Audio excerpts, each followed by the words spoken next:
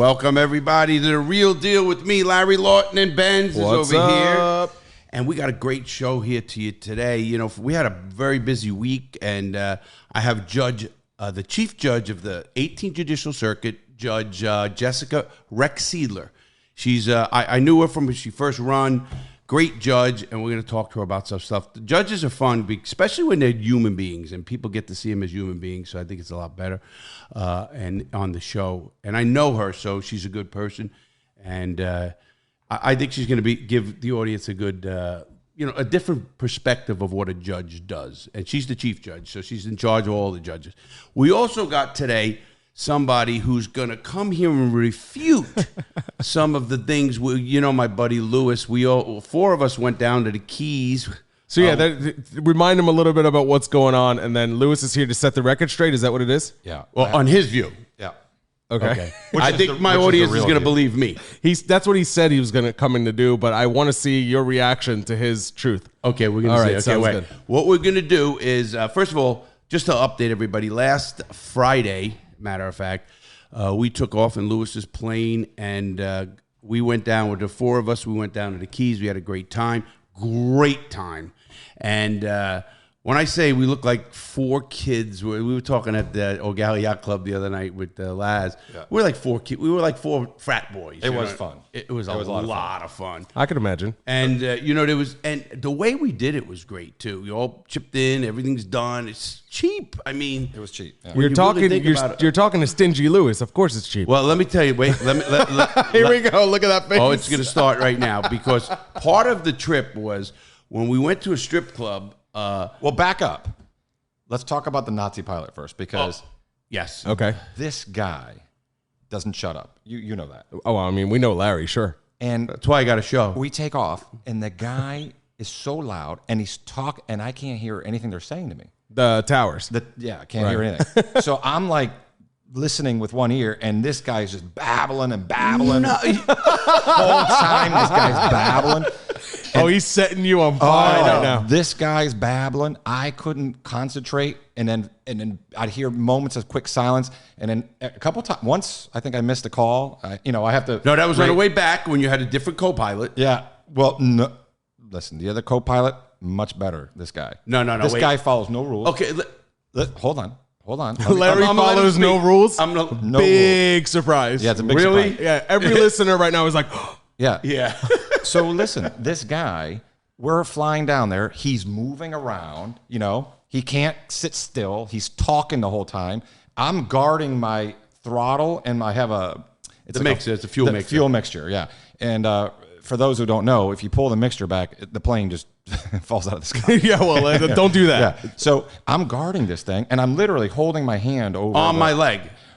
No, your leg kept touching my hand, which made it even weirder. I'm sitting there, and he can see what I'm doing, and then all of a sudden his leg just casually touches, and he doesn't get bothered by this. He doesn't like if somebody was touching my leg, I'd go ahead and move my leg. It. No, I liked it. Of course. He kept my hand. Makes sense. If you know Larry, you know that's right. So I'm guarding it, and I think about 4 or 5 times, he kicked the pedals, which, when you kick rudders? When you kick a pedal, it's a rudder. It's almost as if you're driving with me, and I just grab your steering wheel and move. Okay, wait. Now we're gonna straighten this part out. Yeah. Right now, you said your piece. I got it. Now for the plane. Now, when we went down, you got to remember we're in a small plane. I'm a big guy. I'm wide. I'm 250 pounds.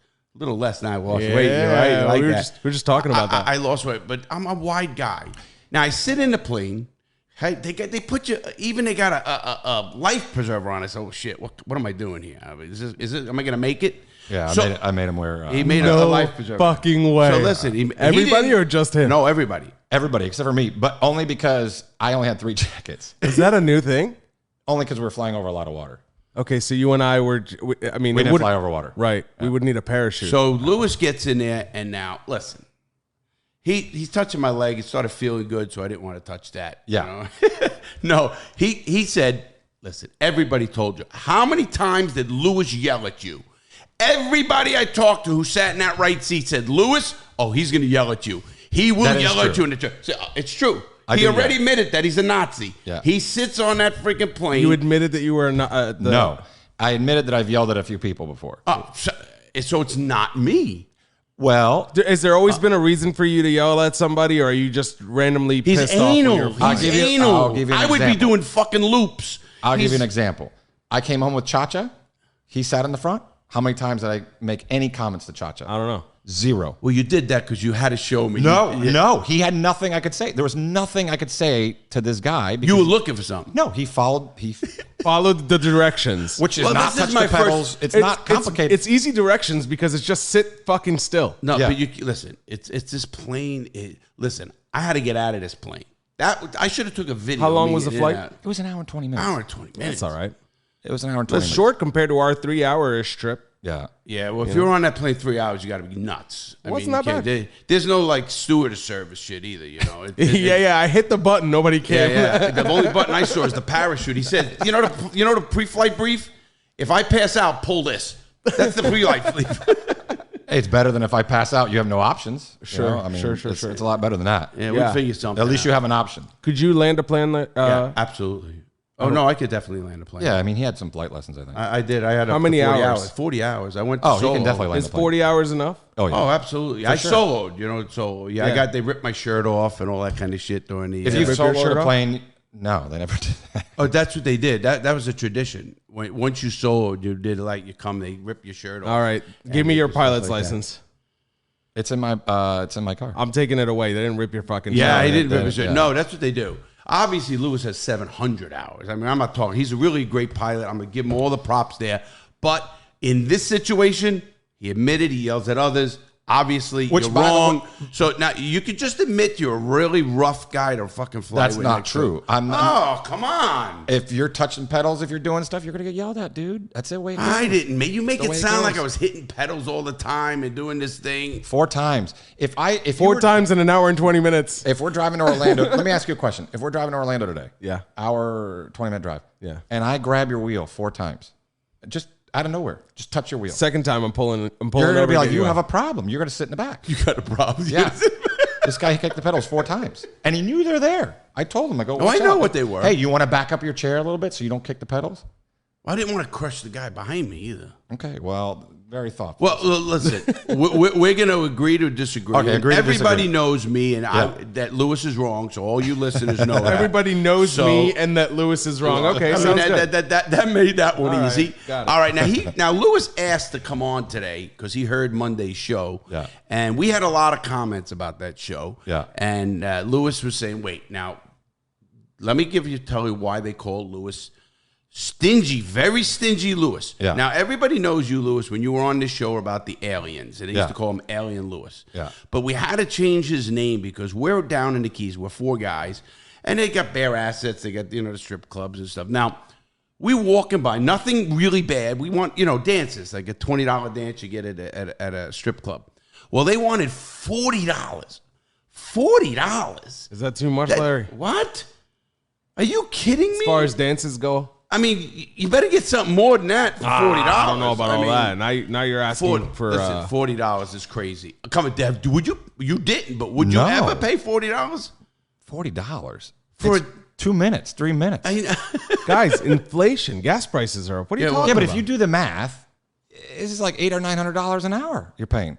Yeah, She's not. What is she? How gonna give long me- is a she lap gonna dance? give See, me- I got to be honest before anything. I got to be honest to you guys and the audience. Never been to a strip club. Never had a lap dance, so I don't know the process. How long does Isn't it that usually go? sad? First of all, Isn't that sad? Why is that sad? No, it's not. 'Cause, honestly, you haven't lost. You haven't. Believe me.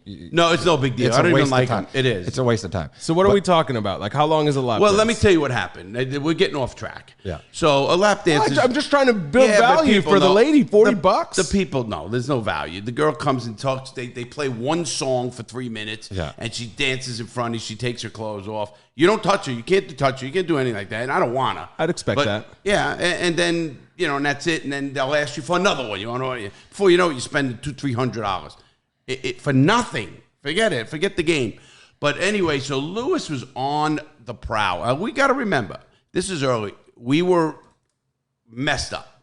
Were we messed up? Yeah, we having fun. Big time fun. Yeah, you had a lot more fun than I did. I did because you had to fly. I didn't. Yeah. So we're on the way, and we can't find Lewis. We cannot find Luis. Cha-Cha is walking down the street going to just looking for Luis. And he goes up to a person, doesn't say his name. I'm looking for my friend. And the lady, an Oriental lady, goes, who? Luis? Luis very stingy. Because Luis was arguing with them, and on purpose. And they would bring a price down. He goes, nope, not good enough. I think he was just fucking with them. I wasn't. But first of all, the reason why they couldn't find me is because it's like herding cats, these guys. Everywhere you go, it's like, let's go here. Okay. And then I'd start walking out the door, and they're eating pizza. They're doing whatever. And they're very just randomly. Very slow, these guys. And so I would leave. Right. I'd just go by myself. You're on the move. Yeah. I mean, I'm not going to sit here, Watch you guys eat pizza. I mean, these guys. So I get down there, and that's true. And the person who said I was stingy was actually not even the person that I had the word spread. Well, the word spread on the whole, all of Duval Street, there's a picture of there's a sign on with a cross about it. Don't go near this guy. Yeah. Yeah. But no, I mean, would you pay, $40 for 2 or 3 minutes? That's a long time. I just don't know. I It's a long time. I feel like $40 is not a lot of money. Do we agree on that whole part of the situation? We agree. And I mean, listen. Hold on a second. Hold on. I'm not done talking about the price, because $40, how much crack is $40? How much crack? I mean, what are they getting? I have no idea how much That's crack what my point is but not all, they're not, this, she was fine. But still, if you figure it out, that's like $900 an hour. And I don't get, accounting advice. I don't get legal advice. That's a lot of money. That's a lot of money. So you didn't want to pay that, and this apparently Oriental? He's right about that. So that part of the story, he's right. Oh, that's right. Okay. Let's move on. Random lady says... No, because they found out that she was... she told all her friends. She told her friends, that guy over there, stingy. She told everybody. Okay, all right. That makes sense. They got to look out for each other. They're looking out for each other. So she told everybody that. But what I came here for is because the walk home was an absolute disaster. This guy, and I Googled it, 0.5. 0.6. You didn't Google because Laz pointed. He said it the other 0.6 on MapQuest. Laz was MapQuest. Laz was already... Yeah, MapQuest. That's another thing. This guy thinks that MapQuest is still, Which we thought about this the other day. We talked about this. And here's a question for you. How do you even know what the fuck MapQuest is? By the time you came out of prison, we were using Google. No. MapQuest was at 2007. MapQuest was out. I got out in 2007. That's the first thing. Remember, they didn't have iPhones. I had a Razor flip phone. Maybe he just caught the very end of MapQuest. Hey, so we were joking. Yeah, that's funny because he said MapQuest like 4 or 5 times that weekend. We're like, Matt, what do you keep talking about MapQuest? Like, because it's on your phone, MapQuest. MapQuest, it is not on your phone. Nobody's used MapQuest. There's no way you have MapQuest. I thought that on your was phone. MapQuest. No, that's Apple Maps. It says Maps. Apple Maps. That's MapQuest. Yeah. No, that's Apple Maps. And MapQuest is on my computer. The website. I looked it up. It's I could hit the right thing there. And so the guy, whatever. So we're walking home. It's 0.5 miles. 0.6. Go to your MapQuest. I mean, Laz never was there, so he doesn't know exactly where. He did it. We got to trust an outside source. Regardless. So what's a half a mile walk is what, 10 minutes? No. I mean, yeah, if you're walking slow, sure. Slow. Maybe 7 minutes. Yeah. Right? Slow. Sure. I swear that walk home was at least 30 minutes. At least. Maybe even 40 minutes. This guy walked 10 steps. He'd start complaining. And then he'd I want an Uber. And then he said, I go, dude, we call Uber and the guy can see the hotel. No, the trip can't be less than a mile. Right. This guy, you can't do that. Yeah. Anyway, so we're walking home. This guy walks 10 feet and then he starts complaining. Oh, how hot it is and this and that. And he would sit down. Was it 100 degrees? Did we have air conditioning anywhere? It wasn't as hot as... It wasn't as hot as... I mean, it was hot. We're in Florida, But at 3 in the morning. 2 in the morning, 3 in the morning, whatever time it was. Anyway, so the guy stops every 10 feet. And Larry and I, Cha-Cha, we were like, what's this guy doing? He'd sit down on the stoop. And then a couple times he got confused and thought he was at the hotel. And so he started walking up the stairs. And we're, no, you're at the wrong place. Come back this way. This happened a couple times? Oh, several times. And then... I don't remember that part. Yeah, but the worst part about it was there was at least 3 or 4 times where he walked into the middle of the street, right, to complain or, whatever he was doing. And then he had to walk back to the sidewalk we were at. I'm like, you just wasted 15 steps. Like that's how slow we were going. Right. It was that slow. But now let me just don't let them. Let me chime in. First of all, yes, I can MapQuest it right here to next. Stop saying MapQuest. Whatever. Everybody knows what MapQuest is. So you go from MapQuest and you can move, and it's 0.6 on the right way. But Lewis takes us on a trip around a block. That's not true. Didn't do. So now Lewis. No. I mean, we're going. I said, wait, I can't walk a lot. That's I got a bad back. You know all that. Yeah. I can't walk. I said, Lewis, this can't be far. No, it's right around the corner, right? Cha-cha. This show me. I said, you guys are fucking with me. You're fucking with me. Now you guys, because right around the corner, we hit the next corner. You think it's that? No, it's another round the corner. Took him around the block. He took me for a trip. And you know what happened? Detour. I was so hot. First of all, we were drinking. You know that was true. But it was so hot. All day. I mean, we are drenched. I mean, when I say drenched, we were drenched. I got home and jumped in the pool. Oh, that's another problem. I heard about that. Yeah. So, yeah. That's another problem. That's another problem. You didn't say how you jumped in the pool. Yeah. So, in the morning, I went to sleep. And I wake up in the morning, and Laz goes, because I get up early. You know, I was going to go get my little juice or whatever. Oh, yeah. The cha-cha puked. Yeah. and I wake up early, and I go, and Laz goes, hey, man. Larry's clothes, they're all outside. I go, what do you mean? He goes, everything. I go, he was naked out there? What's he? So we figured out that apparently he was so hot, he disrobed, took everything off. Disrobed. Yeah, decided to go in the nude. Okay. Well, listen, first of all, Which is weird. Well, no, what's not weird? Why is that weird? First of all, it's a hostel, that whatever it is. And second of all, I had to climb up Mount Everest to get to these freaking things. That's number one. How many stairs? Oh, at least 7. Yeah. No. So what happened was we had no air conditioning in his room. I can't imagine. How do you like that? I can't imagine that. I mean, Lewis, it was bad. What is it? How is that even possible? You stay there a lot, don't you? Yeah, but normally the rooms have like a mini split. And like you guys found the only room that's like a sweatbox? Sometimes. Is there a window? The window is the little unit. It's a little unit this big. Yeah. 4 guys in this big guy. It had a window unit, but it wasn't basically, it didn't do anything good. 0. He took his mattress off the top bunk and put it on the floor. That is true. Yeah. So everybody just knows we got this straight. Yeah. I walked too far. You know, I mean, it was so hot. So just for the audience's sake, Lewis came here and didn't prove a thing. We have a judge here today. We have a chief judge of the 18th Judicial Circuit. And when she sits down at that thing, I'm going to ask if he proved his case. No, I didn't prove it. She didn't hear the original show. Don't put her on the spot. I know. This has nothing to do with her, Larry. Good. Yeah. He's just looking for an out. Yeah, he is. I think you got out. Lewis, you realize you took me on Case a closed. trip. Thank you. I will say I was under some influence. He was of under a lot duress. of drugs. Yeah, he was not under drugs. Booze. He was under duress. We drank the cheapest booze. That is true. We could not buy real booze. You could not buy real booze in the Keys. Real booze we could not buy, correct? Yeah, they're like but that's the thing. You're assuming it's not real booze. No, it was not real No, booze. he's right. I mean, you can't get like a quality like cocktail or drink or alcohol. It's all like, high-end alcohol. Yeah, you like can't do Bud that. Light or No, that's just the beer was okay. That was sealed. They got robbed from us, but the cha-cha. But no, as far as the booze itself, you can't get good like a Tito's or something. It's not Tito's. It's garbage. Whatever it is garbage. Yeah. It was garbage booze, and it gave me a headache. And I'm getting older, and I'm the older one. I'm 10 years older. I'm 20 years older than him. All right? No, you're 43. 40. I'll be 45 next month. 45. So I'm 60. Yeah. So I mean, I had to walk all the. I should have took the Uber. I learned something. I learned a lesson. At the end they're right. I wanted an Uber when I could see the place, and they said you can't do that because then they're gonna think you're fucking with them. I think it's like a mile. No, because you have to tell them where you're going. The whole Keys is short. Are you kidding me? They have Ubers all over that place. I just think it would have been a problem. You're calling an Uber to go a block. Well, I don't think you proved your case. Okay, all right. Well, we'll see.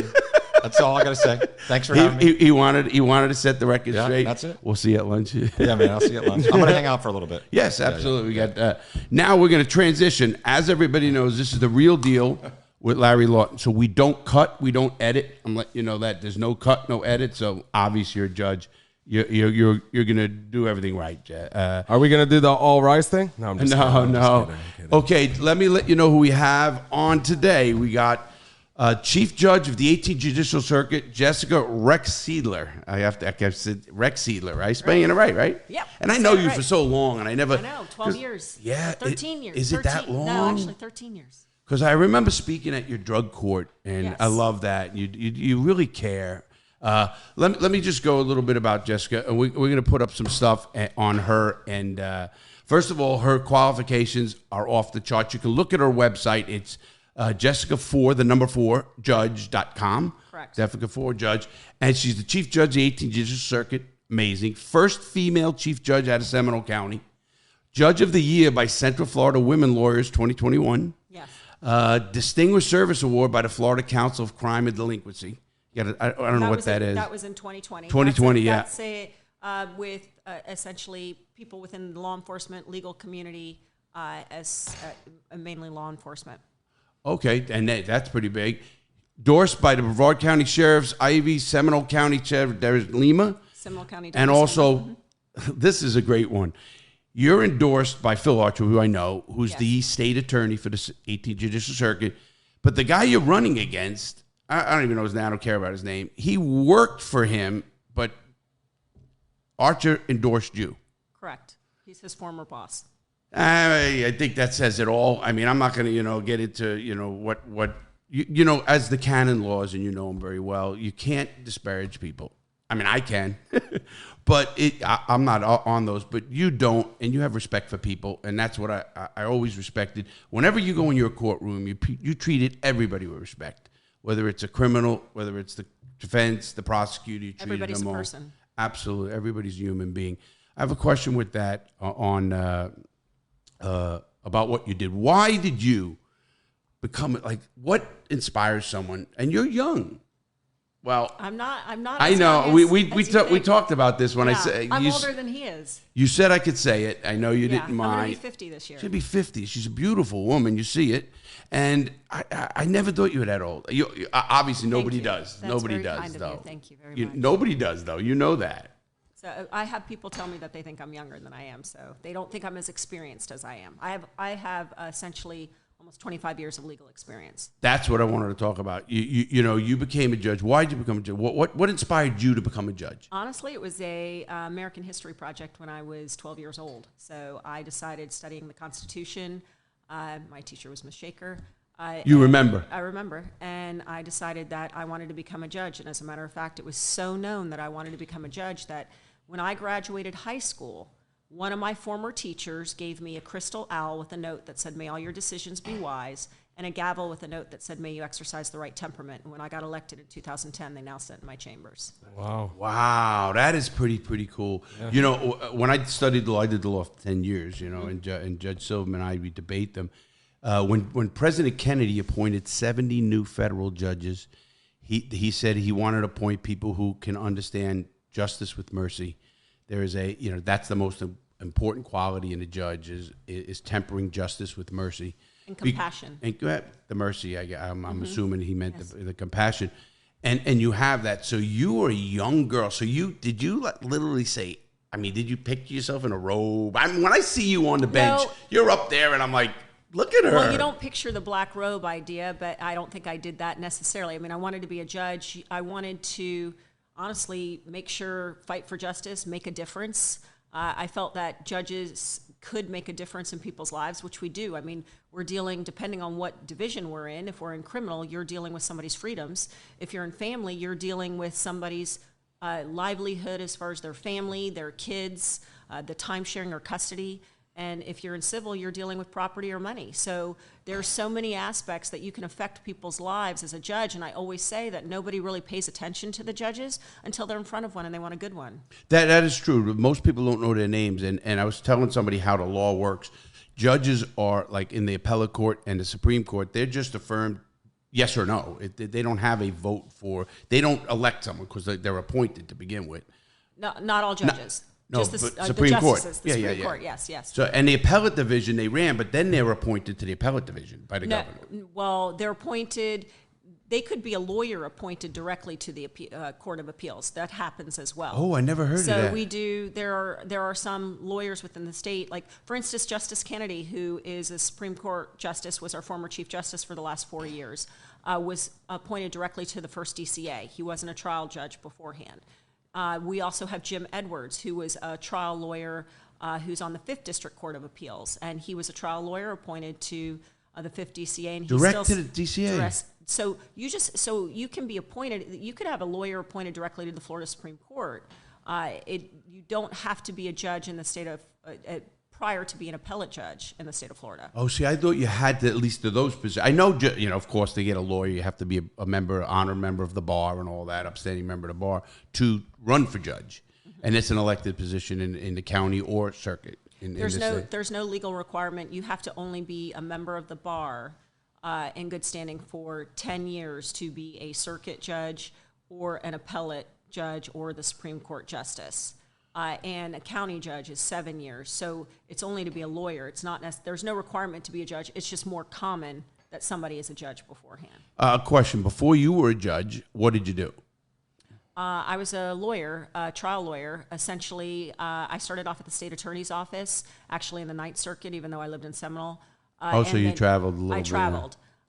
And then I went into private practice afterwards, and I pretty much did the gamut from... What law? That's what I did mostly civil litigation, but also criminal defense, but I did probate litigation, commercial construction litigation, as well as personal injury and insurance defense.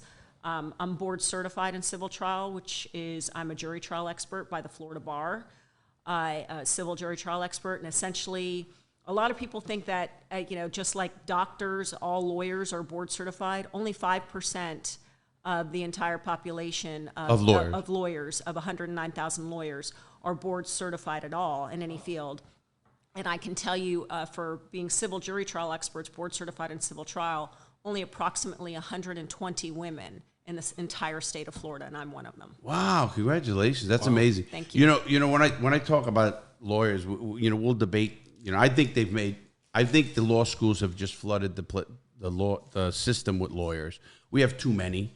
We have 109, like you said, 109,000 lawyers, and they keep bringing taking the bar exam twice a year and stuff, instead of taking that and slowing down that process, because obviously it's really a dog-eat-dog world out there, and we all know that as guys who deal with lawyers, and I deal with lawyers, and a lot of my friends are lawyers, so we'll sit there, and especially South Florida, I know a couple of judges and a couple of lawyers and stuff like that down there, and we talk about how can they stop it. Obviously it takes time, but they just put too many to begin with, because obviously for money and stuff like that, because now they're cannibalizing each other. You're getting one lawyer gets out of law school, he's not that qualified, he's undercutting a guy who's got a lot of experience just because he's out there and he has to make a living. And before you know it, you got bad lawyering. And that's where judges, and that's where I'm coming back to you, judges have to have that experience to let's get this right, because there's somebody's life, like you said, either somebody's life is at stake, or somebody's money's at stake, or again, child custody or something of that nature. And you see people go crazy. I mean, I watch people commit suicide. When I was in prison, obviously federal is a whole different animal. You know that. They're appointed, and they're appointed for life. They never can get kicked off that bench unless they do an Alcee Hastings, something crazy. How do you feel about that? How do I feel about what? About federal judges not beaten, once they're elected, that's it. They're not elected. Appointed. I'm sorry. Yeah, appointed. Well, I can't state. Unfortunately, we're very limited on what our opinions, what we're allowed to state. Yeah. I mean, people have pros and cons and different opinions in regards to appointment versus elected. I can say the appointment process is a different process because, of course, you have to have individuals that within the committee, but then also you'll have to have hopefully individuals who can also contact the governor on your behalf as well. So whereas the election process is... But the governor doesn't appoint a federal judge? No, the president appoints the federal Yeah, judges. So essentially the Senate then has to confirm. So it's a completely different process. I mean, I've never been through it. I know other individuals who are federal judges who have been through it. And I know they do a great deal of background investigation on them before the confirming process. Sure. Well, I'm a believer in our system because again, The only way they can mess up is they have to be impeached. And I was actually in Congress when they were impeaching a judge. I came out and were talking about my program, and a couple of guys came out, Florida, congressmen and stuff. They were actually in the middle of impeaching a federal judge. Very rare, though. It's very rare. Al C. Hastings was impeached, and then he became a congressman. Goes to show you how crazy the system is. But in that regard, they don't have to do the campaigning. They don't have, and they're more, listen, when you have a judge who's open to say to a president of the United States, you can't do that. You will never get an elected official to do that. I mean, obviously, he's an elected. But you take a federal judge, he don't care.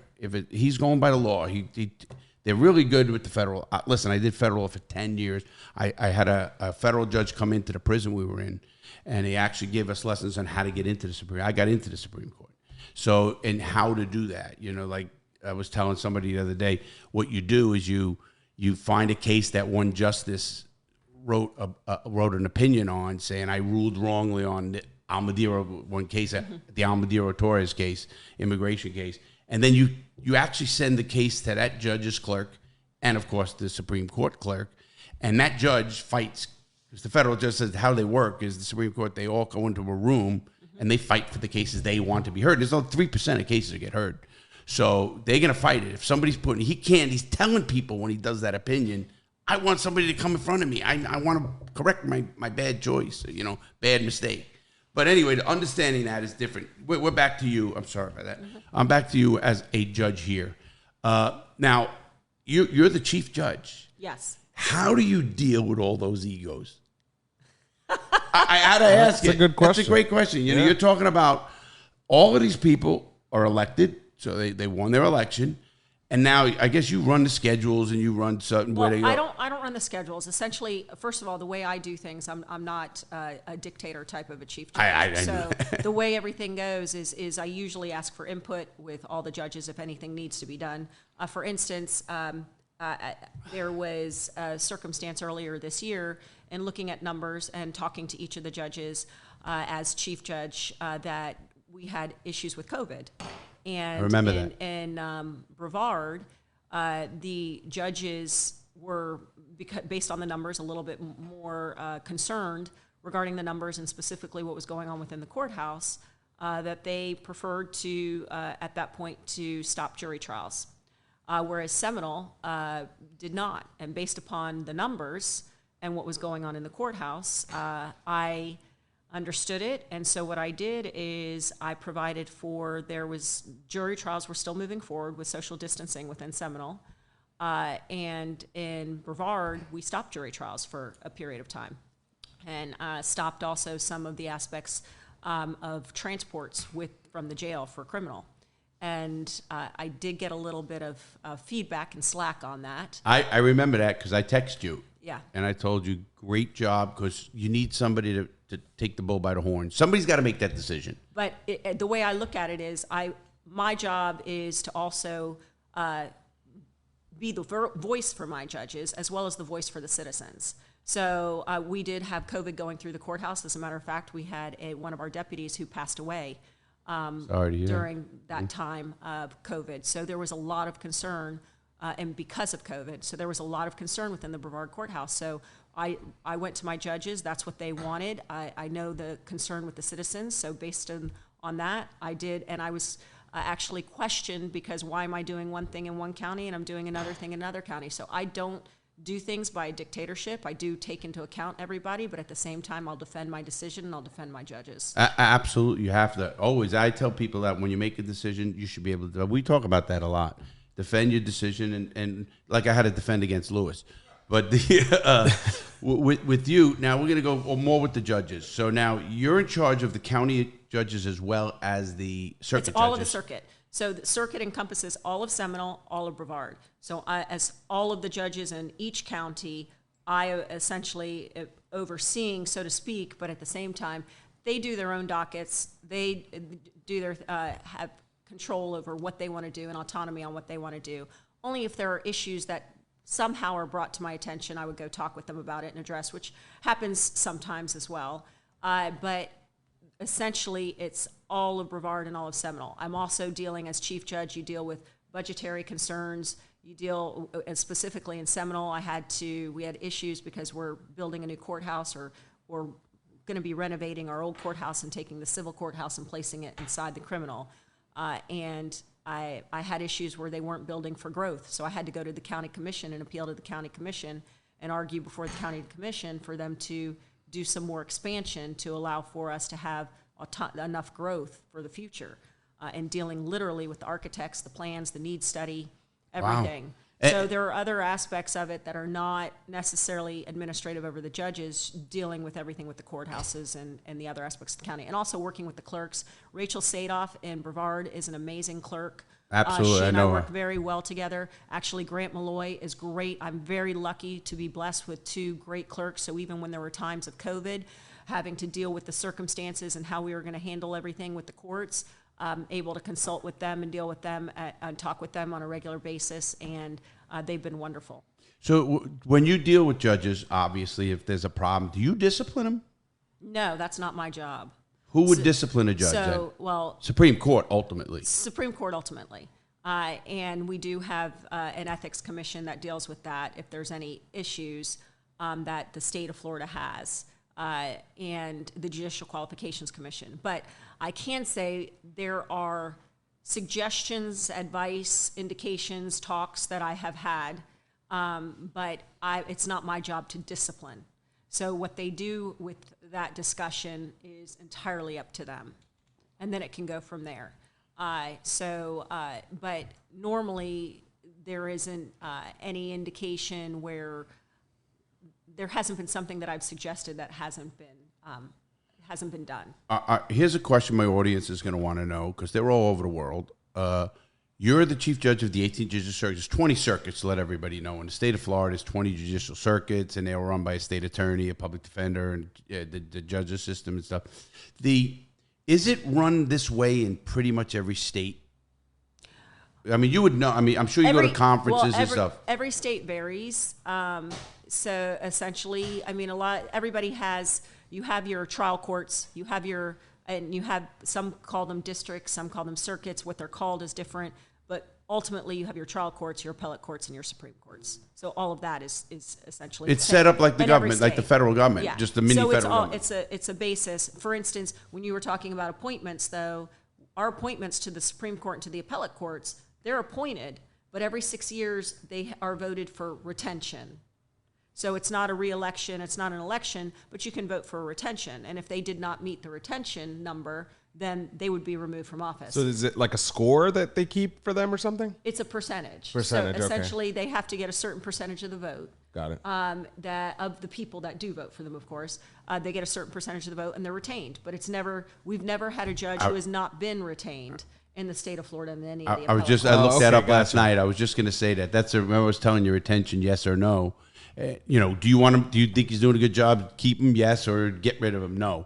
Never has. I looked that up. Never has a judge get kicked out. Then I want to ask who's voting. Is this all the people? The people. So everybody votes. When you vote on your ballot, when Right. you go to vote on your ballot during an election year, whether it be gubernatorial or a presidential election, you will have, never mind, for instance, I'm up for election this year, but it's a regular election, so you're either voting for me or my opponent.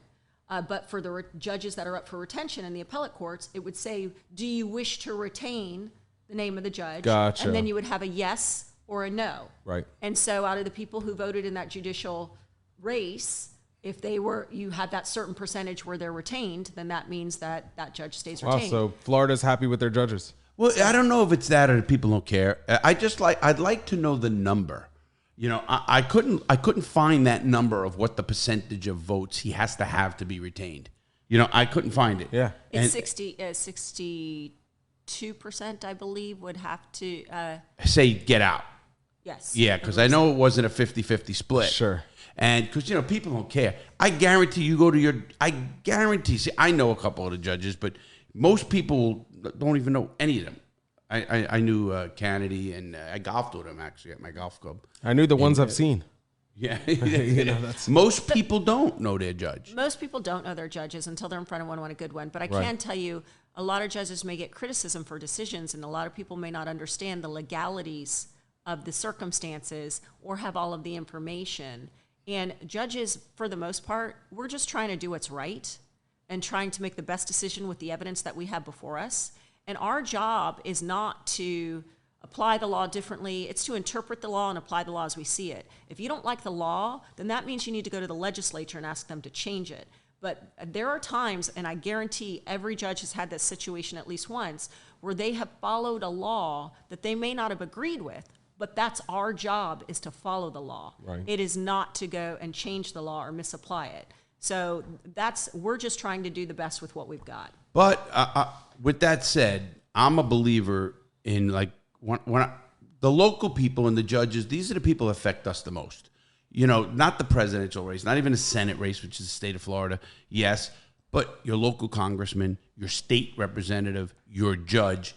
I believe everybody, when they go into that ballot, you get a ballot usually sent to your house or wherever it is. You should look them up, Google them. Google that person and see what they did, see what their record is.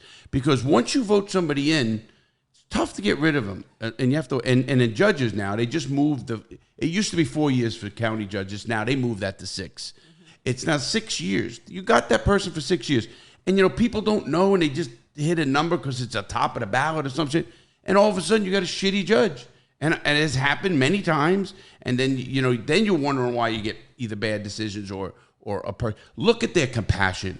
Look at what their past has been about. Look at, you know, where they've been, what their qualifications are. Like, obviously, I'd say the best way is to look at the qualifications on the websites. With all due respect, sometimes the press may sensationalize things, and again, may not have all the information or provide all the information. I can speak from experience on that.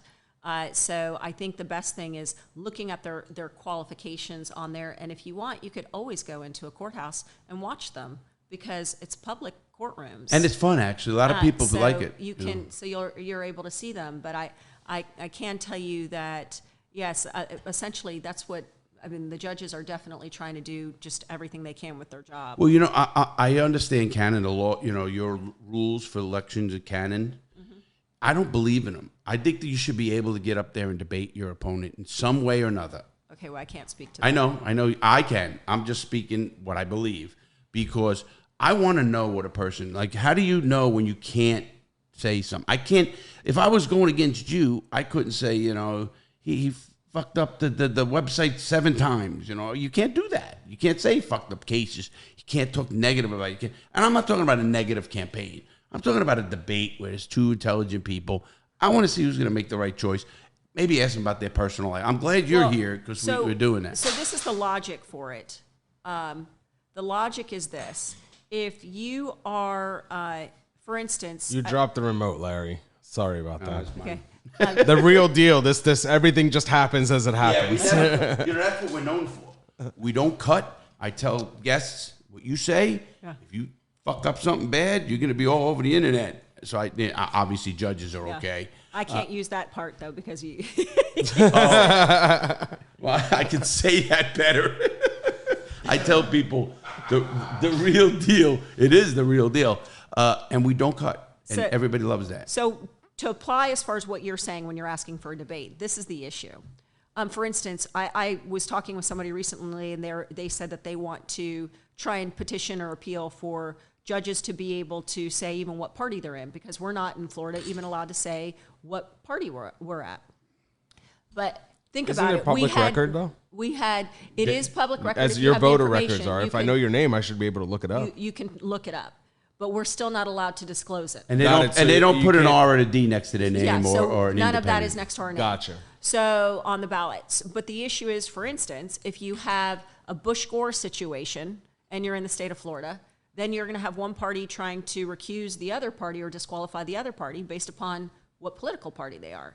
So that's the logic behind it. Same thing with opinions. If we state our opinions or we have a debate on the opinions, well, it may be an opinion based upon a certain type of factual scenario, but then we get a case in front of us, and that may not be exactly that factual scenario, so it may differ because everything's a case-by-case basis. It's not the same. It's not cookie cutter for every situation. And then you will have someone trying to disqualify you based upon the fact that you made a statement regarding your opinions. So they try and keep it for judges and judicial races, which I understand is difficult for us as candidates to run. but it's also to keep it so there's no indication as to any biases or anything considered, so that way we can make sure and decide the cases fairly. But I agree with That's what you're a good way saying. of putting No, it. she put it great, Yeah. but I disagree with it because me as the voter, I want to know what's going on. How much research do I have to do on a judge, on any candidate I'm going to do? You have to look at a case. Listen, I want to know your qualifications. Obviously, they're on your website. But I would love to see you just sit at a podium and just talk to another person or have questions thrown at both of you. Maybe you guys can agree on the questions or not. A debate that says it's not about a case, not about this. Put certain things up there that we can look at the two people up there and see how they're going to handle it. See what their real, how they're going to react to a question, how quick they're on their feet. Because you have to be quick on your feet as a judge. But at the same time, for instance, you can have a conversation. You can have two people having a conversation like we are, and you can tell a lot about a person and what type of person they are. Absolutely, that's why I wanted you on. What type of candidate they are without them disclosing all of their opinions. So even you and I having this conversation, talking about my background, talking about who I am, that tells a lot about who the candidate is as well. So there are other ways, I think, and I understand the logic, especially now running a campaign. I ran a campaign 12 years ago, and I was there. I helped. I was elected 12 years ago. Yes, and that has it been that long ago? Yeah, we met in the first campaign. I thought it was last one. Wow. I was elected 12 years ago, but I started running 13. Wow. So we've known each other 13 years. Yeah, because I remember helping you in that campaign. And then and now I'm running a campaign again, but also being a judge and seeing how issues come before you, how people will attempt, even just on a ruling you make, if they disagree with your ruling, try to twist it and stuff. Try and disqualify someone off a case. And so there are different, so adding more fuel to the fire, so to speak, as I have become more of an experienced judge, I understand the logic more behind it. I honestly, when I first got to the bench, I didn't understand it as much, but now I more so do. Well, I love that answer. I mean, I can't. I got to be honest. It's a very logical answer. I really like keeping your opinions out of it. I think you make a great point as to why they shouldn't. I see what you're saying. In a sense, it's almost like it makes sense. It's common sense says I should be able to debate you based on everything that we know, because you're going to sit there and you're going to judge people and you're going to, they're very important people. But, in my opinion, and this is an opinion of somebody who's not in the know, right? You guys understand a lot more of this than I do, obviously. But the listeners are going to be on my side. They're going to be the people who don't know because they don't pay attention to it. And I think it's important that you keep your opinions outside of your running for to be a judge, because you are representing the law and not your opinions. Right. Yeah. And so if we're doing our job, our opinions don't matter. Exactly.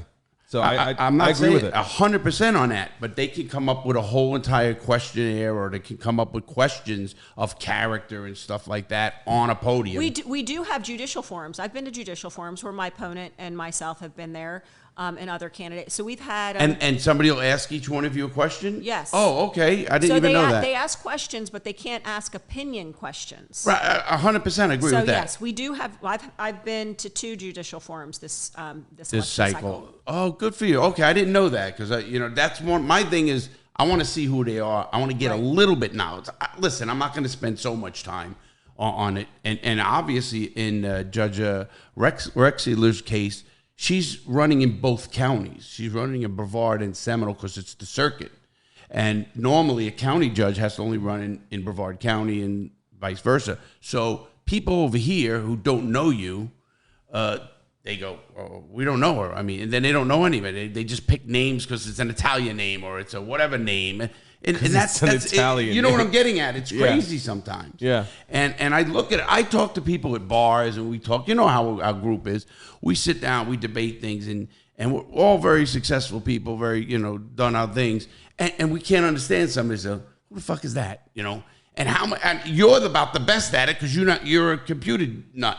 And he's a hacker. Well, we can get into that. He can find out everything. And that's what's good. We'll actually say to him, what is it about? Find out everything out, and then we Judge, I don't break the law. No, not anymore. Of course not.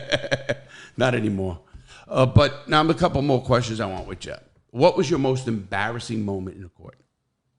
I don't know if I can say probably the very, very first time I went on the bench. my judicial assistant gave me my docket, and my docket had said had the state attorney's name near the name of the case, and so I actually said state of Florida versus that state attorney. So everybody in the courtroom laughed, and that was literally my first time that I walked out. So, but yeah, so that is a big. You know, I always tell people when I was in federal court, and when it says United States of America versus you, oh fuck, you're in trouble. Same with Florida, I mean, but not like United States of America. And that's what they're using. I don't want anybody against me. Yeah, literally, it could be my next door neighbor. I just don't want it. I don't want it anymore. Did you, I mean, I know this is embarrassing. Not embarrassing. Did you ever have to go to the bathroom so bad and something was hot so bad I got to get out of here? Like, I know me. I've been on the radio. I'm doing this with my legs and shit. I go, just I can't because you got a flow going. I'll take a recess if I need that. But Right. I've told people in the middle of something, I've had a juror raise their hand and be like, I have to go to the bathroom. I gotta go. Okay, we'll take a few minute recess. So yeah, do that. I'm thinking, how I would look at it. You gotta. When you gotta go, you gotta go. Another question here, good one. How do you not take it personally? There's cases with child abuse, some say. I know what you do with the drug court. You're great. I love the way you handle drug court, and that's why I go to speak at it. And also, I like that you have compassion and you give that second chance and third chance, whatever it takes. I've seen you with the people in the room. I've been in the chambers with you, and I'm like, that lady cares. That woman cares. Drug court's my favorite aspect of it. You're the longest serving drug court judge, correct? I am. So I've been drug court judge literally for almost 11 years, and it used to be when a judge was in criminal that you had drug court. When they moved, they would give it up to whomever else came, another judge in criminal. And when I left criminal and went to civil, I kept it. And then when I came back to civil, and then even being chief, I still kept it. So drug court, it's very rewarding to go through and see the individuals who end up being successful and graduating. It's heartbreaking when some don't. And I can tell you our drug court in Seminole County is very successful. We have a 6% recidivism rate compared to the 25% national average. That's amazing. Yeah. I do care. We have a great team, a great treatment team that we work with, and just the individuals from all the liaisons from between the state attorney, the PD, the sheriff's office, as well as treatment and probation. So we work very well together, and literally emails daily, texts at night, all of that for our drug court individuals. But you can't duck the question. How do you not take it personal? Because there was a child molester up there. I don't know if I can. It's not. So first of all, it's hard, huh? It's not a matter of personal, because first of all, it's not against me. It's their case against them, and everybody deserves their day in court. 100%. Nobody's saying that. So whether and again, the other thing, one of the hardest things about being a judge is you have to show no emotion. So, because you can't show any aspect of any reflection of any bias or anything of that nature when you're in the middle of a jury trial. So I will say there are cases that are more difficult to hear and to listen to. But our job is just to essentially, especially jury trials, as people say, sometimes we're calling balls and strikes. So we're basically looking at the evidence, saying what's coming in, what's not coming in, ruling on the evidentiary issues, the jury issues. It's not our job to decide guilt or innocence. So it's not personal to me because I'm not making that decision. I am in family because that's a non-jury issue. So I'm saying who's getting custody and who's not. But I don't take it personally because I'm doing the best job that I can. I'm basing it on the evidence. That's what I'm looking at. It's not personal against me, and I think that's a big thing with lawyers too. That's an issue nowadays. Even when I was a lawyer before I got on the bench, it's as people say, it's business. It's not personal. It's my job. My job is to follow the law. My job is to apply the law. So the law is not personal. It's set aside there, and that's what we're supposed to do. Now, does that mean that some heart-wrenching cases are harder to listen to? They are, but at the same time, I'm pushing back just because I did the law for so long, 10 years, and I watched some really corrupt shit in the law, whether it's federal prosecutors, state attorney, U.S. attorneys, whatever. I'm not going to get into that part of it. It's hard for me to look at a case, and I used to push cases away when I did cases. I can't do it because it was something that hit me. Now, it's different as an attorney. I know that part of it. I'm just getting, I know you don't take it personal. And I asked Judge Silverman, he's county court. You know, you're dealing with people with life sentences. You're the big kahuna. And when I say that, you got murderers and rapists and child molesters, you know, little shit that would fucking... I believe in the law's common sense, personally. I think when you take it in that kind of context first, we could be a lot better. Like the bullshit, some drug laws that we do have and some shit that's just not common sense. Emotion's different than personal. If you're saying that I don't get emotional, that's a different concept to me than taking it personally. So I don't take the cases personally because they're not against I agree with that. Or any of that or offensive towards me. It's the sense of, so I'm doing my job and following the law. Now, are there cases that, yes, I can give you an example. My very first, I had a child abuse case when I first started that at the time was a very emotional case. And I made sure, of course, you can't show emotion as a judge, and it was within the first few months. And at that time, it was pretty high publicity, at least locally. And it was a week-long trial, and I listened to all of the evidence. The defendant was found guilty, and I remember going home and my husband asking me what was the verdict, and I just burst into tears. So holding that, there's still emotion, but that's not necessarily. Now the difference is also I've now over the 12 years you also learn. I was a new judge at that point. And you're human.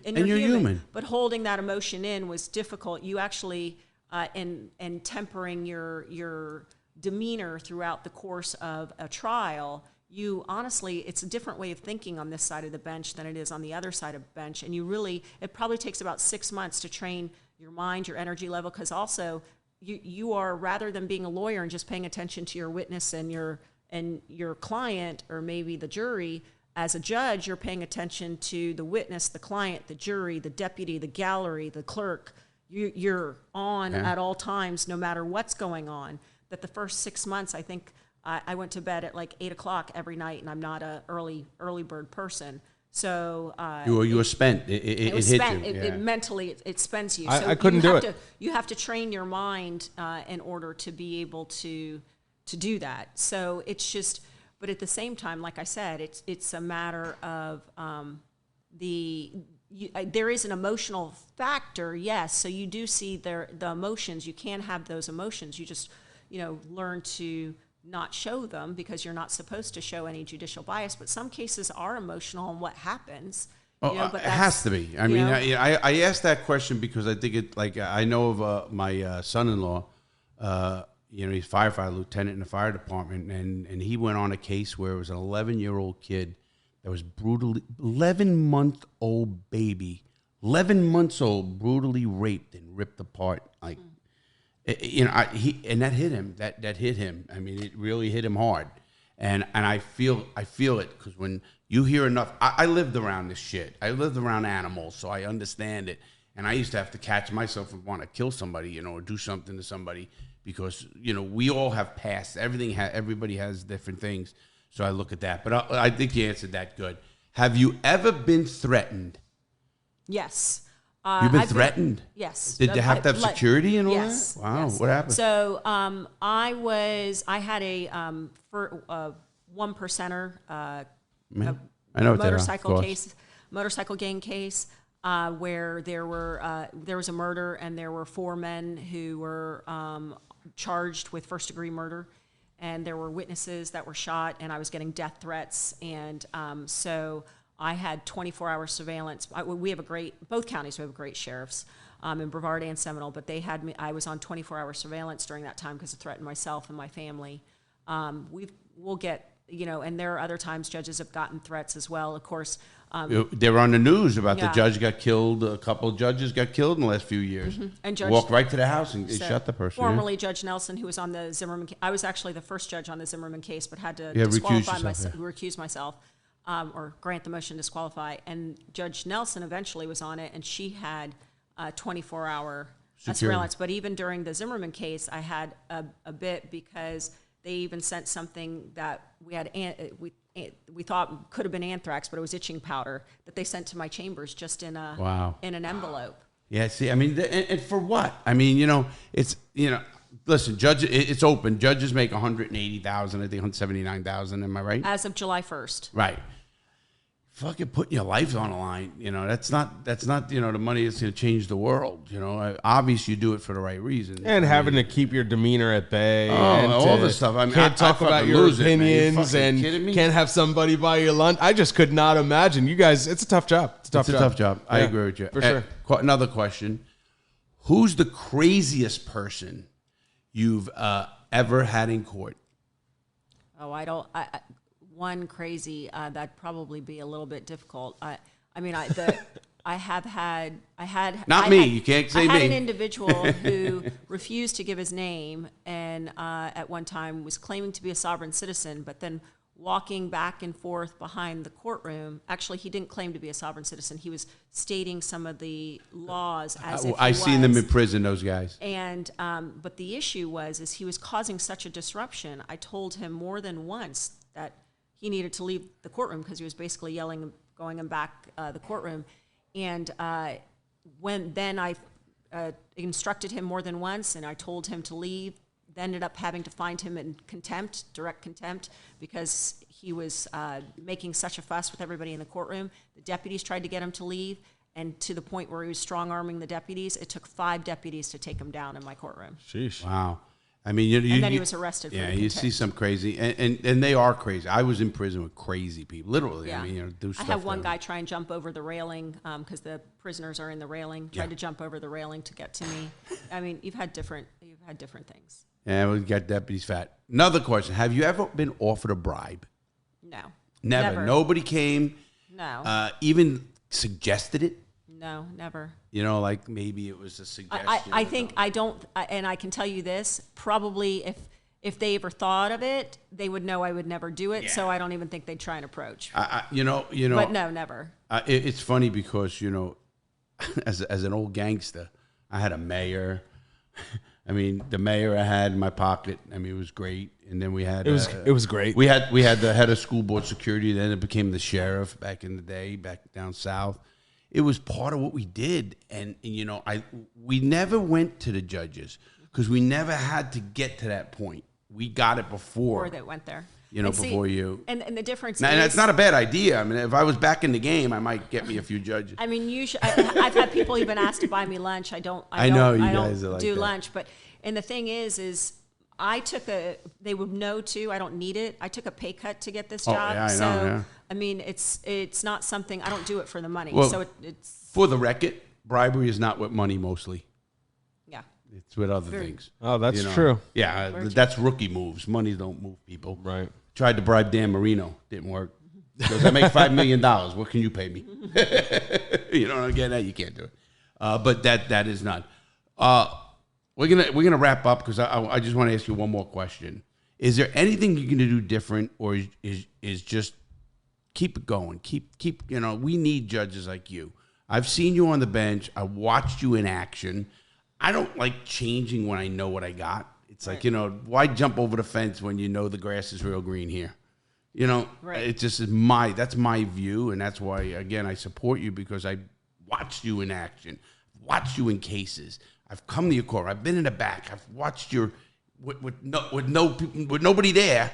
You're still the same person. You're still a person that's in that chambers, doing the right thing. I call it doing the right thing. I try to myself always. You know me a long time, and I try to as much as I can try to help as many people as I can, and you do the same. So is it just going to go, or do you have any different plans for the next, let's say, 6 years? Well, I'm still would like to do as far as this, of course, after the election. But my biggest thing on making changes that I'm focusing on right now, especially as chief judge, is our mental health facilities and our addiction facilities, and both in the circuit in both Brevard and Seminole counties are lacking. They're actually better in Brevard than they are in Seminole, but we don't even have, I don't know if people know what Baker Acts and Marchmans are, but people are Baker Acted and they're taken to a crisis stabilization. When they're just on drugs. A Baker Act. So Baker Explain Act a Baker is when Act. you have I know what a Baker so Act Baker is. Act Well, is the audience don't. Baker Act is when someone has a mental illness or a mental health Crisis, issue, right. and they have a crisis where they are threatening to hurt themselves or they are threatening to hurt others, and they are essentially a danger to the community. That their family member can petition to ask them to be committed essentially or taken 72 for 72 hours. hours. And then there will be a hearing, or law enforcement. They can have law enforcement come, and law enforcement can deem them, and then it's a law enforcement Baker Act. It's a big deal. Like, it does a lot to you, right? Yeah, It stays with you it's forever. very bad. It's on very your bad. record forever, Right. but it's because you're essentially threatening your life or someone else's, Right. or injury or hurting someone. Marchman is different because Marchman it's similar, but it's dealing with addiction. So it's somebody who has such an addiction that they do not realize how addicted they are, that they're hurting themselves and are killing themselves. Or because of their addiction, they could also be similar, where they're threatening to hurt somebody else or harm somebody else or themselves. But that's dealing with addiction. But it's the same concept, but they're then taken for 5 days before they would have a hearing with the 5 days to a crisis facility. Then after the hearing, if it's designated by the treatment facilities that they need treatment, longer treatment, then they can extend out to another facility or even the same facility, depending on long-term treatment. So the issue is we do not have the enough Baker Act and Marchman facilities in our circuit. We actually have no juvenile Marchman facilities in Seminole County at all. So we drive them from Seminole County to Circles of Care in Brevard County. Wow. So myself as chief judge am trying to work with, Sheriff Lima is working, I know, trying to work with some partners in Seminole County, and I know I've talked with also Wayne Ivey as well, of improving our system so that way we have the access for our community and our citizens to be able to get the appropriate treatment with Baker Acts and Marchmans and improve our facilities or create more facilities, and especially for the juveniles, because during COVID, the numbers increased for Baker Acts and Marchmans, specifically even for juveniles. And the Marchman I found very hard to do because, it is a fine line if a person's that fucked up. Is it really somebody trying, again, there's money involved, there's institutions involved. Baker Act, it's an incident. If they're really out of control right now, you can be there for 24 hours, they calm down, they're not going to commit suicide, a counselor talks to them, they're gone. Marchman, you're telling somebody they're so fucked up on a drug or something now, are they or not? Usually they go through detox. And so there's a whole different animal with Marchman Act. I dealt with them with, of course, juveniles all the time. And it's hard because I don't know if a lot of them need it. A lot of them need the counseling of the family just as much as they do. They're on drugs because half of the shit in the family. But the difference is, too, with Marchmans, it's harder because Baker Act, usually you have a mental illness. Sometimes it's because somebody's off a medication or you can do something and diagnose them, and they can get treatment and go on a medication and it improves the mental illness. Marchman, you've got to have that person be committed to staying clean. Right. And that's a totally different situation because that depends more on them than it does everybody else. So we all know, the first part of fixing an addiction issue is you got to recognize you have an addiction issue. Right. And a lot don't. And I think sometimes we overpush that too. Somebody might not. There are many people I know who can do drugs, control them, do certain things for their whole lives, and they're just as normal as you and I. And it's just about the chemical or the balance in the brain, I think. There's a whole bunch of shit that addiction goes along has become with a it. disability. They recognize it as a disability, and that's why there's also medically assisted treatment is now becoming more acceptable because they say, like somebody will go through life and they need high blood pressure medication, they need their heart medication. You wouldn't tell them to stop taking that. Some people who are addicted may need a Suboxone, or whatever it is, or right. in order to Methadone, continue. is that one? Well, they went away. They've done away. Methadone is still done. It's actually more for, as far as more used, at least in our program, it's used with pregnant women. We've had a pregnant individual because you can't use Suboxone and vitriol because it can hurt the baby. But methadone doesn't. Wow. But I didn't know that. But methadone is daily. So they have methadone clinics. They have methadone clinics, or other facilities. Aspire does it in Seminole County, I believe. But it's daily. Whereas Suboxone and vitriol, you could go a week. Oh wow. Or you could take your own you can have the medications. You could take it on your own program. Versus methadone, you cannot. That's something you need to have until they sell it. Clinic daily. But we hope they don't. Interesting. Judge, first of all, unbelievable. We learned a lot. We learned a lot about you. I even learned some more things, and I know a lot about you anyway. Hard for Larry to admit. Yeah, no, I mean, I know her for 13 years. Oh, no, about her, right, about 13 years. Yeah, because he's come. I've had him come and talk because his story is great to come and talk to the individuals at drug multiple court times, yeah, and to inspire them that hey, there's life after you can change. after addiction. Sure. You can change. Yeah, because that's the whole idea is to show that they can change and they can improve. Because everybody, in that instance, it's great to see the success stories. We have had them. People get their kids back. People be. I was there for a jobs. graduation once, actually, and so to show that we talk about it all the time. Life after and where he came from and where he is now. Yeah. I mean, that's great. Anybody can do it. I always say that, and you can hear people. It gets so quiet in there when I talk about stories about hiding something up your ass or doing whatever it is. I know, and people. I mean, it's even coming from different financial backgrounds. I mean, I came from food stamps, and I love your success story. So when I told my mom I wanted to be a judge, she said, well, you better get scholarships because that's the only way we're affording to go to college. And you did. And I did. Good for you. Smart and beautiful. Here's a question now. Last one. Thank you. Okay. Last one. Last one. What is it? Is he guilty? Is Luis Gavantes, and we call him Stingy Luis. I'm going to ask you a question. Uh-oh.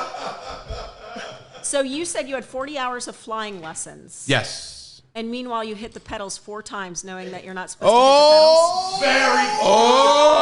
Got him. Good one. Yes, I know the pedals. I can if I put my foot on them. When you fly, you're actually there, but in his plane, to defense of me, his plane is as small as a Cessna. I think. Is it bigger? Bigger than a Cessna. Get it right. Get it right. Tell me. I don't right, know. Louis. Trust me. It was small. Maybe I'm bigger than I was. Listen to me. My father's bigger than you. Never touches the pedals. I see. Okay, so did he still prove his case about the walking? Well, see, I didn't hear really your side of the walking. It's just that you guys went around the block. Thank you. You went around the block a bunch of times. But he's saying that they didn't, so it's hearsay. So it's a he said. He said. She said. He said. So where do you fall on it? I'm not saying. Oh, come on! The judge's got a rule. Put the hammer down. God, convict me. Honestly, okay. So you admitted more than once that you were extremely intoxicated and inebriated. A memory goes into effect when you're extremely inebriated. So that's something that I look at. And I was preparing for a flight next day, so I was not. He was not. I mean, so he was sober, and you were, or at least under more the influence, sober, and you were inebriated from what you had said, or extremely intoxicated. So that makes the idea of the memory look a little skewed to me. Larry, guilty. I know. I got to take the judges. She's a judge, and she's the chief judge, and I guess I'm guilty, right? Am I guilty? It's not a guilt or innocence, but I look at what's before me. It doesn't You make know, a difference. we know you so doesn't long, make and a you- difference that we're friends. It didn't work that I know the judge. See that? It didn't know. Great It did not tie-in. know. No, that was good. No, we had fun. You're great. You always are. A great Thank sport you. and everything we do. Thank you again, Louis, for stopping in and clarifying that bullshit. And throwing Larry which under we'll the bus. continue at another time, of course. Ben's, great job. Anything to report here? Anything? If you're not already on our Discord, get on Discord. It's in the description, all the videos, all the podcasts. If you want more information about the judge, we will have She'll her be in her- website in the description so you guys can check it out for yourself. If you live in Brevard or Seminole County, you owe it to yourself to know the information and vote. And if you want a sign in your yard, you can just sign in and ask for one. There you go. There you go. I So- got one right in my yard. But also, I'd like to pass on before we go. We're going to be bringing the news back Monday. The audience has wanted me to do the news. Now that we're filming, it's easy to do the news. You want to do the news again? They've been asking for it. All right. I used to get 20,000 people watch my news show. Right. So now they want it, and they've been asking. And my son says, "You got to just do it. It's easy to do. We're not going to change anything. You and I are going to do it, actually. Or Davey's going to come here and do it." I think David's a better so news we're going guy to do than the I am. news in the beginning on Mondays, only for 15 minutes. We do an update on the news and the sports, and I was doing a whole news show, and they loved it. And it was just too much work, So now we're doing this. I think it's a way to go. Larry work likes too to much. work. Larry likes to work. Nah, too much sometimes. So we're doing that, everybody. Check that out. The YouTube starts tomorrow. This is up now. The YouTube channel. All you guys on Spotify, all this stuff. You're going to be able to see Judge Recksiedler. I always called Jessica. It's okay. I but just remember Judge Jessica. Nobody Judge ever Jessica, remembers you're right. Recksiedler. So you're going to be able to see Your Honor. You can see us, Benz. You're going to see us now, and you're going to see the react. You're going to see Luis, and you can tell he's totally lying. Larry, and when you see it's too that, late for you already. The gavel's down on that yeah, one. I know. I got to go for an appeal. Tell everybody to make some I'm good going choices. to the 5th DCA. I'm going to go to 5th DCA. All right, everybody. Have a great day. Make good choices, please. We don't want to see you have fun, but make good choices. And we will see you Monday. Take care.